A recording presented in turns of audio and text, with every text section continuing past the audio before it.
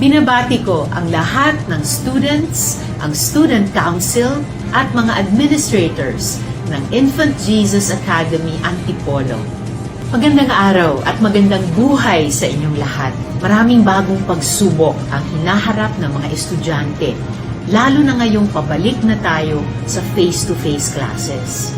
Gayunpaman, tiwala ako sa inyong husay, sipag at determinasyon.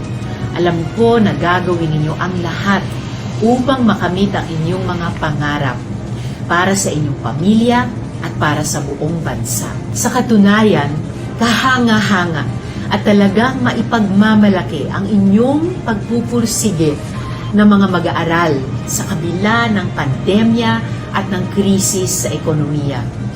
Lagi niyong tandaan, hindi hadlang ang inyong edad sa pagsusulong ng positibong pagbabago sa ating lipunan. Huwag kayong matakot na magsalita, mangumbinse at manindigan ukol sa kung ano ang tama. Tiwala ako na malalampasan ninyo ang bawat pagsubok at problema. Sa panahon ngayon, kailangan natin ang inyong husay, sipag at malasakit. At syempre, kasama nyo kami sa Senado sa inyong laban para sa mas maunlad na bansa at sa mas healthy buhay at hanap buhay para sa lahat. Promise po, makakaasa kayo sa aming suporta.